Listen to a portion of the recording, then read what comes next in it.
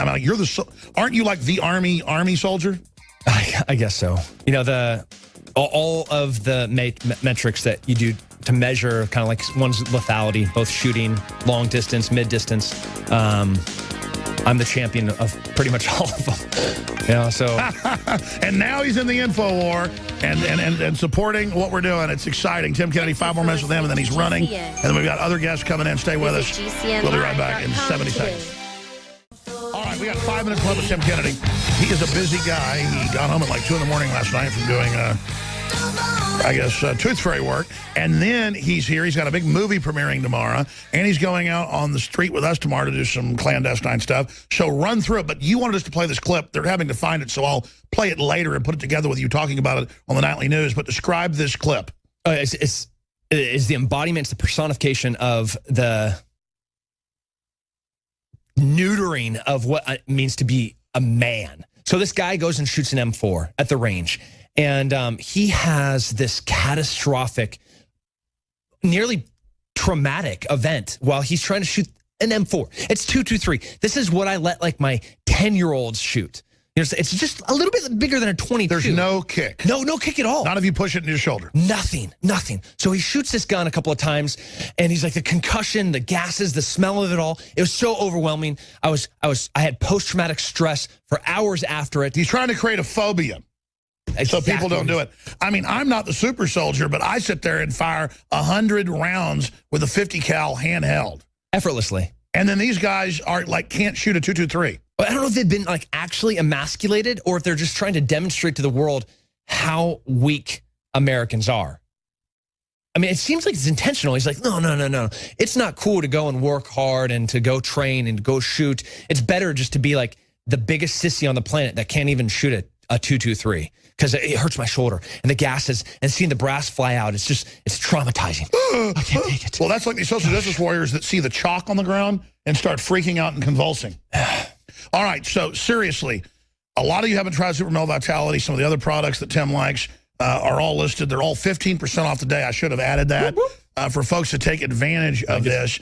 And obviously, you know, Tim wouldn't endorse something if he didn't really like it. He's a top athlete. You don't see him out there endorsing other stuff. If you try it, folks, it'll blow you away. Bottom line, it supports the broadcast. But beyond that, you know, as Tim reaches out as an ambassador of liberty out there to the sporting community and has all sorts of big deals with CBS broadcasting sports and UFC and so many, and hunting Hitler and all this other incredible stuff, he's an ambassador for liberty and really an ambassador for all the patriots that are in the military that think just like he does. Yeah, that's fair to say? Absolutely. Everyone's like, why? Why do you do this? Why do you not sleep? Why do you not ever take a day off?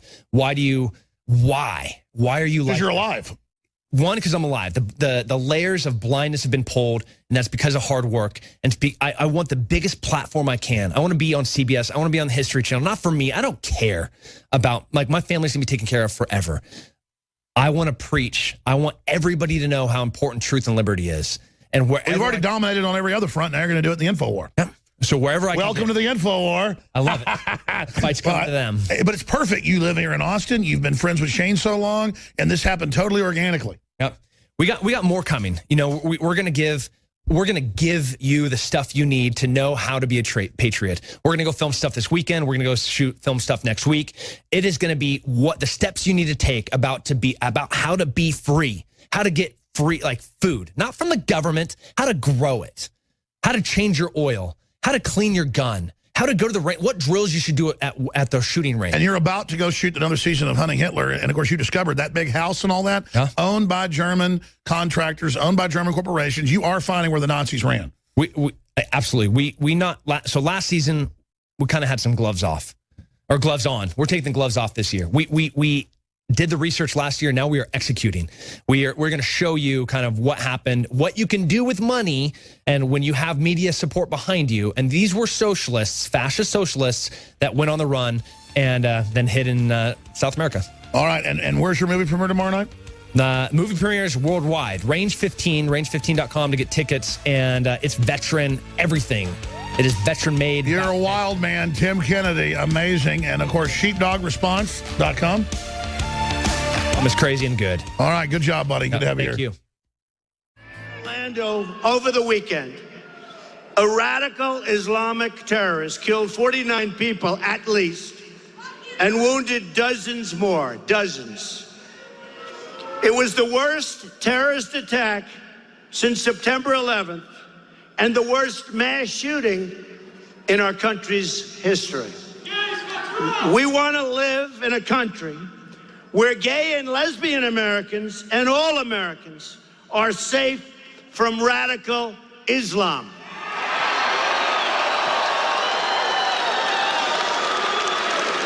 Which, by the way, wants to murder and has murdered gays, and they enslave women. Now, Hillary Clinton talks about women, and she talks about how she's going to do. She plays the woman card more than any human being I've ever seen in my life. And frankly, I don't even think women like her from everything I see. And yet she's taking $25 million from certain countries, and much more than that when you add it up, that treat women horrendously, that kill gays. And you know what's going to happen, folks? And you know what we're going to do right now? Let's call for Hillary and Bill Clinton to give back the $25+ million to the countries that we're talking about. Once again, we've seen that political correctness is deadly. They don't want to talk about the problem. And I watched President Obama today, and he was more angry at me than he was at the shooter. And many people said that.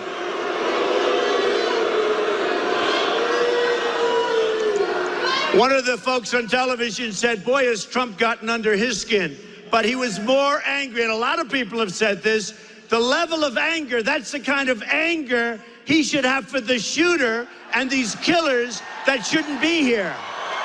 That's right. The globalists are engaged in a conquering of the United States, a cultural conquering, using Islam that they're bringing in. They allow the radical elements to organize, attack, and then they say, oh, we're going to censor your Facebook or Twitter. If you criticize it, you're stirring them up. We're going to take you off this local radio station because you're Islamophobic. Look at this headline out of Reuters. Islamophobia on the rise in Germany, study finds. Because of the rapes, the robberies, the murders? You mean, is it phobia of, say, black widows? They can kill you? A phobia is something that's illegitimate. You know, it's a fear that's irrational. You talk to the hundreds of thousands of Christians killed by ISIS in Syria and other areas and ask me if their fear of Islam is a phobia. This is mental illness. And we see the left who has to just say everything but the West is a good thing. Everything that is the West is bad. And we have Milo Yiannopoulos, one of the biggest Twitter followings on the internet, Breitbart editor of technology, we're going to have a reporter there tonight covering this. In Florida, it's just been banned by the police. They say, well, you know, and the stuff he says is milquetoast, but it's just free speech. Oh, you might make the Muslims mad. They might come shoot you. It's banned. And then Twitter took his account away and disappeared him. He's been suspended from Twitter. Okay? And if you try to criticize Obamacare being a ripoff, you get kicked off Twitter. You get kicked off Facebook. I mean, this is totalitarianism. This is sickening. And we see this administration going after whistleblowers. I have high-level counterterrorism sources who say, look, we're not even allowed to go to these mosques, the mosque where the imam in Florida, this guy went to saying kill homosexuals. We're not even allowed to investigate his dad, any of it, in order to stand down. I asked Tim Kennedy about it. He said, absolutely, that's what's going on. And he's in the most elite units there are for counterterrorism. Obviously, he can't tell me specifics. But that's what's happening. And then we are joined by the author of See Something, Say Nothing. This has been highly recommended by folks in special forces that are involved in domestic operations. This has been highly recommended by Roger Stone when he was on yesterday. This has been highly recommended by everybody from WorldNet Daily Books. We're not selling it yet. We should. I saw a lot of WorldNet Daily Books. Philip Haney and Art Moore, See Something, Say Nothing. A Homeland Security officer exposes the government's submission to jihad. There is a stand down going on. And when Obama opens the door, brings people in, blocks the FBI and others from stopping it, Well, that's a false flag. They're going to blame on the Second Amendment. It's a real terror. It's real jihad. It's real Islamic behavior, Orthodox Islamic behavior. That's what they call radical Islam.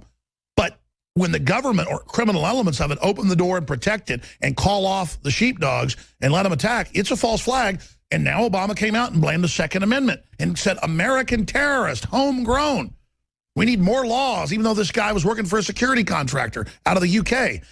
Even though he told coworkers, I'm going to kill people, they wouldn't do anything. His boss wouldn't do anything because they're protecting it. It's beyond political correctness, and they're holding America hostage now with these jihad forces, saying you submit to us, just like they declared civil emergency in Europe, in France and Germany, arresting people that hand out flyers on the street, suspending people's Facebook accounts. We videotaped it last week, our reporters in Dresden. We see General Petraeus walking by and ask him about it. He runs from us to go into the Bilderberg meeting. That's how, I mean, he's getting millions from the Saudis. Hillary's gotten 20% of her money from the Saudis. So he joins us for the rest of the hour. Philip Haney studied Arabic culture and language while working as a scientist in the Middle East before he was hired as a founding member of the Department of Homeland Security in 2003, becoming an Armed Customs and Border Patrol protection officer. He served several tours of duty in the National Targeting Center near Washington, D.C., where he quickly was promoted to its advanced targeting team, an unprecedented accomplishment for an agent on temporary duty assignment.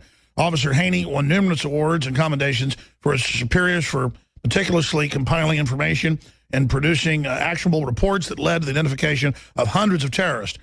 He has specifically specialized in Islamic theology and the strategy and tactics of the global Islamic movement. He retired honorably in July 2015 and has now written the book, See Something, Say Nothing. We saw an article about this Sunday. It was bombshell. We wrote about it. Drudge picked it up. Here's the headline. Hillary State Department blocked investigation into Orlando Killer's Mosque. Further proof Hillary funded rise of ISIS. Well, that's what Seymour Hersh has talked about. So this is deeper than just political correctness. I wanted to get into the meat and potatoes of this, and I appreciate him coming on with us. You can find the book at WorldNet Daily, Amazon.com, everywhere else. But I want to ask Philip Haney about persecution of whistleblowers, about what's really going on inside, and my statement of this has got to go beyond political correctness. Even though Saudi Arabia is teetering on the edge of collapse in many respects, from my research, correct me if I'm wrong, still it's like they're failing forward, like dominating the West, buying everybody off, and pretty much holding us hostage that if we don't submit to them, they'll activate these terror cells. Mr. Haney, is that an accurate statement, or correct me of where I'm wrong? Well, in particular, the organizations that are what I call the Asian branch of the global Islamic movement are funded by Saudi Arabia through the madrasa system. So, yes, there is a direct link, a historical link between Saudi Arabia and the funding of the madrasas, the Islamic schools that these individuals go to from the time they're little kids till they're grown up. That produces Taliban and a group called Tablighi Jamaat, Lashkar-e-Taiba. Those are the groups that come from Bangladesh, India, Pakistan, Afghanistan, that part of the world. So, yes, there is a connection. Well, let's talk about your book, just in a gestalt, what's really happening, why we see, whether it's San Bernardino or whether it's Orlando or Fort Hood, they say it's not Islamic terror.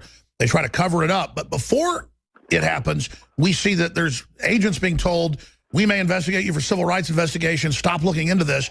And we got this guy's dad at the White House. What's going on here? Well, the father was the vice president of the mosque, the Fort Pierce Mosque. If you took him at face value when he started appearing in public, you got the impression he had no clue whatsoever what his son was doing. But he's actually the vice president of the mosque. And there's a concept that I'd like to try to share with everyone, and that is like the solar system. All the planets in the solar system rotate around the sun. Yes, there are different kinds of planets, and they have moons and so on. But the one thing that they all have in common is the force of gravity that comes from the sun, influences all of them. And the thing that is driving the whole global jihad movement, the global Islamic movement, is the one thing is the implementation of Sharia law. That is the macro strategic goal of the global Islamic movement. It isn't actually jihad or terrorism or any of the rest of the things that we're calling it. It is Sharia law. And the other things terrorism and so on are